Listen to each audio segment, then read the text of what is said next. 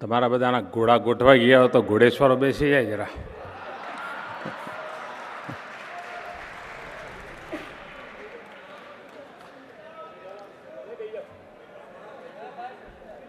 હું આગો પાછો નથી થવાનો.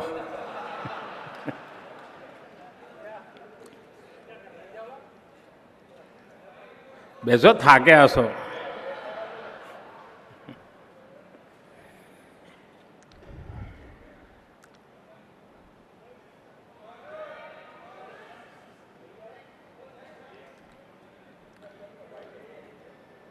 मंच पर विराजमान गुजरात के गवर्नर श्रीमान ओम प्रकाश कोहली जी, गुजरात के मुख्यमंत्री विजय रूपाणी जी, उप मुख्यमंत्री श्री नितिन भाई पटेल, केंद्र में मंत्रिपरिषद के मेरे साथी श्रीमान अशोक गजपति राजू जी, जयंत सिन्हा जी, यहाँ की सांसद श्रीमती रंजनबेन, इस क्षेत्र से विधायिका मनीषा बहन, राज्य सरकार के मंत्री श्रीमान राजेंद्र जी, विभाग के सचिव श्रीमान RN Choubey ji, airport authority of India के अध्यक्ष डॉक्टर गुरुप्रसाद महापात्र और उपस्थित सभी भाइयों और बहनों,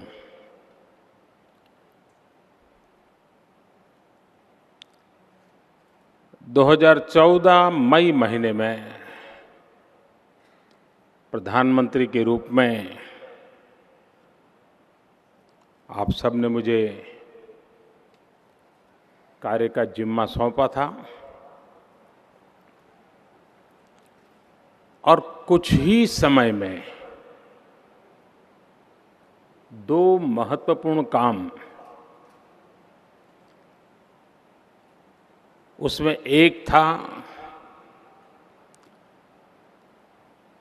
जिसके लिए गुजरात 5 दशक से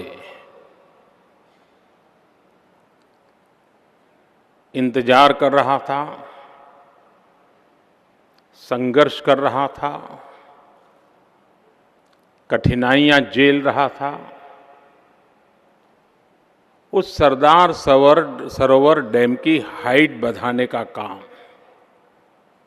सरकार में आते ही तुरंत पहला काम, शुरू के दिनों में जो काम किए उसमें एक था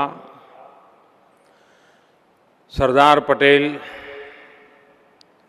के नाम पर बनी हुई सरदार सरोवर योजना को, उसकी ऊंचाई बढ़ाने के काम को अनुमति देना।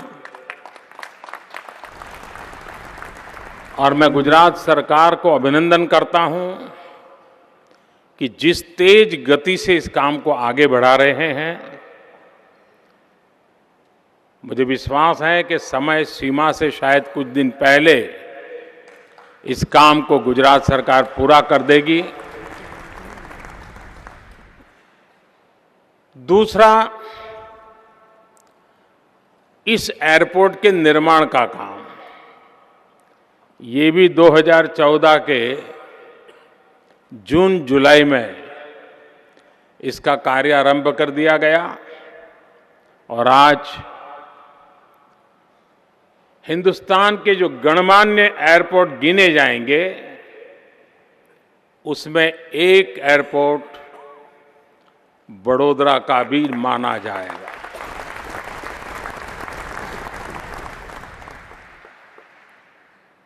इन दिनों भारत सरकार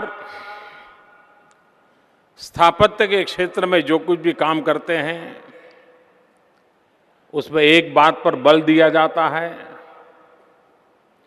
एनवायरनमेंट फ्रेंडली हो, इकोसिस्टम का ख्याल रखा गया हो।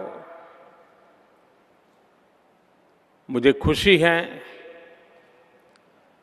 कि भारत में नई सरकार बनने के बाद 2 एयरपोर्ट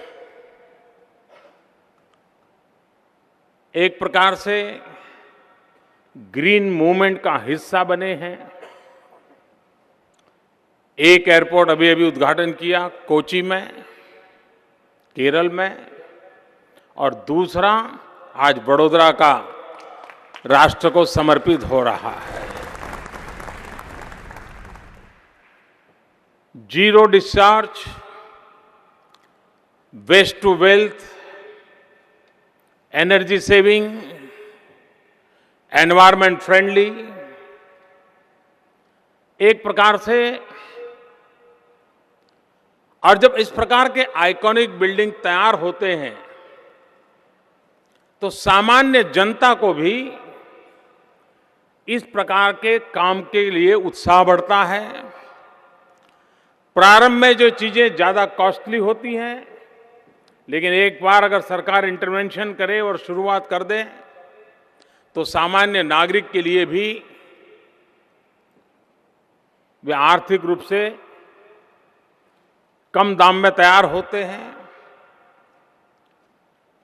एक समय था कि कोयले से चलने वाले बिजली का कारखाना, तो उसके अगल बगल में कोयले की ऐश का, कोयले की राख का ढेर लगा रहता था, और बिजली के कारखाने से बड़ा ढेर कोयले की राख का होता था, और कोयले की राख उठाने के लिए पैसे देने पड़ते थे। और अगल बगल में जो लोग मकान बनाया होता था वो चिल्लाते रहते थे कि भाई ये हटाओ, हम तो मर जाएंगे। इस बिल्डिंग में जो ईंटों का उपयोग हुआ है, ब्रिक्स का उपयोग हुआ है, उस कोयले की ऐश से बनी हुई ईंटों का उपयोग हुआ है। उससे स्ट्रेंथ भी मिलती है, और जो वेस्ट जिसको हटाने का खर्चा करना पड़ता था वही यहां काम में लाया गया है। एनवायरमेंट की रक्षा की गई है। भारत में एविएशन सेक्टर बहुत तेज गति से आगे बढ़ रहा है, उसका ग्रोथ बहुत तेजी से है। और अब मध्यम वर्ग के परिवार को भी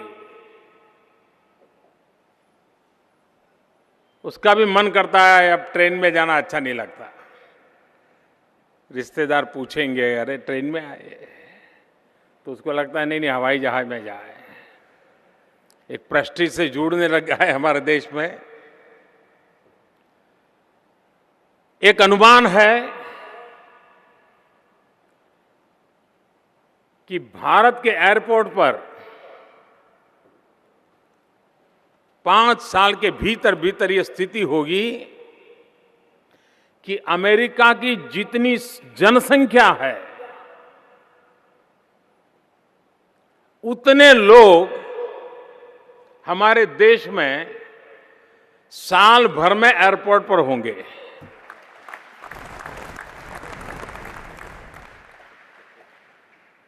यानी आप कल्पना कर सकते हैं कि ये सेक्टर कितना आगे बढ़ने वाला है। शायद भारत बहुत ही निकट भविष्य में दुनिया का तीसरे नंबर का देश बनेगा जहां एयरपोर्ट एक्टिविटी के मानकों को पार कर जाएगा। इससे रोजगार की संभावनाएं बढ़ने वाली है।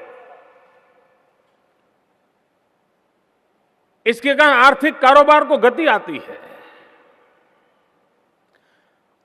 और देश आजाद होने के बाद पहली बार इस सरकार ने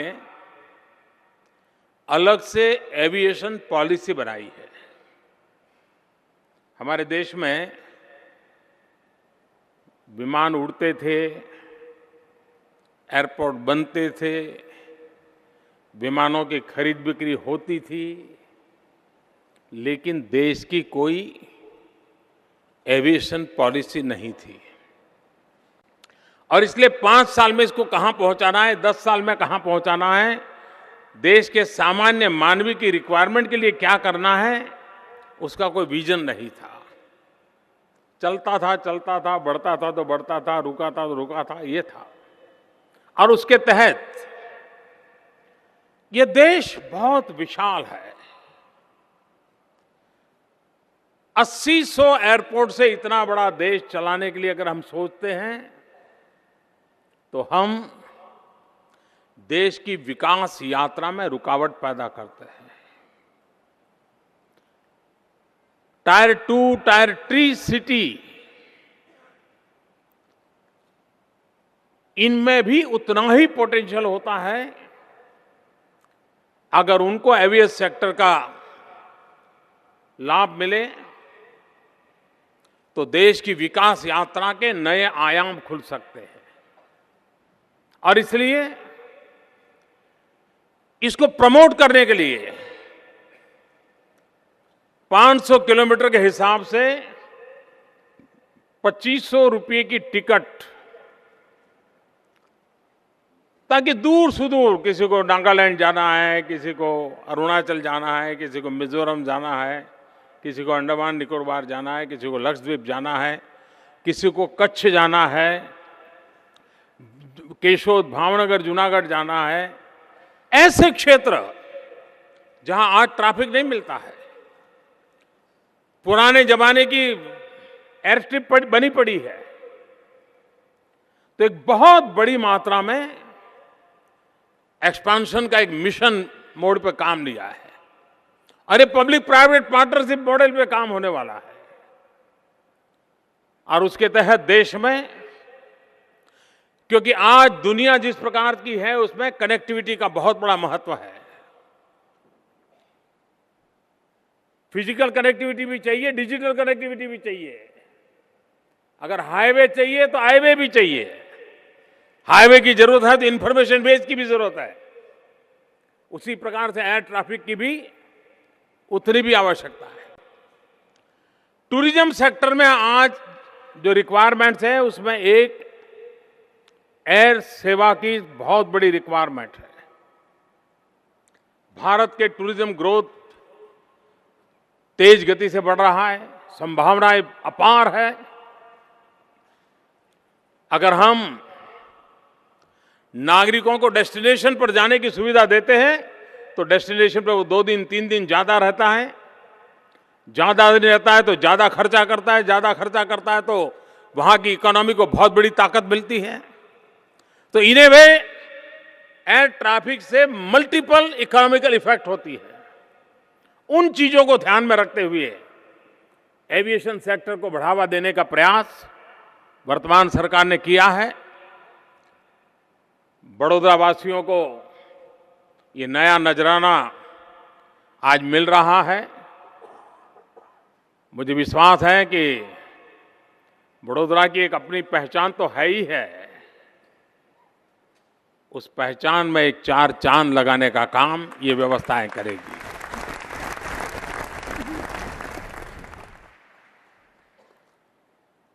बड़ौदा एक संस्कारी नगरी के रूप में जाना जाता है, लेकिन साथ साथ बड़ौदा शिक्षा का भी हब है। टेक्निकल एजुकेशन में बड़ौदा ने अपनी एक जगह बनाई है।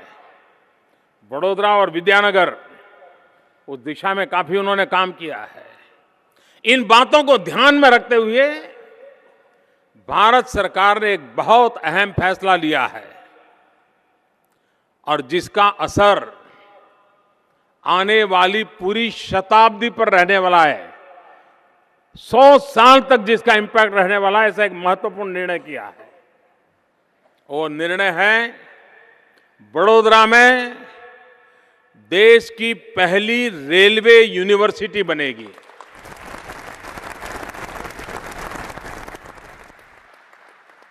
पूरा विश्व रेलवे के क्षेत्र में अगर 100 नंबर पे पहुंचा है तो हिंदुस्तान 10 नंबर पे खड़ा है।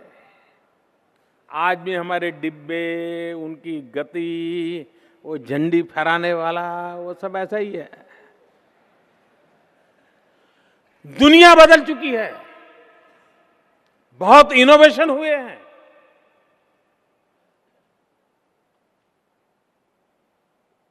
पुरानी रेल है, लेकिन उसको आधुनिक टेक्नोलॉजी इनोवेशन के द्वारा भारत की रिक्वायरमेंट के अनुसार बदला जा सकता है। उस काम को प्राथमिकता देने के लिए भारत सरकार ने, भारतीय रेलवे ने वडोदरा को चुना है। इस वर्ष वडोदरा रेलवे यूनिवर्सिटी, ये हिंदुस्तान की पहली यूनिवर्सिटी आपकी इस बड़ौदा नगरी में बनने वाली है। उससे आप कल्पना कर सकते हैं कि आप कितना बड़ा कंट्रीब्यूशन अब वडोदरा देश को करने वाला है। तो आज के अवसर पर आपसे मिलने का मुझे अवसर मिला। मुझे इसके बाद एक और कार्यक्रम के लिए जाना है। मैं आप सबका बहुत बहुत आभारी हूँ, इतनी बड़ी संख्या में आप आए, मुझे आशीर्वाद दिए। धन्यवाद। बहुत बहुत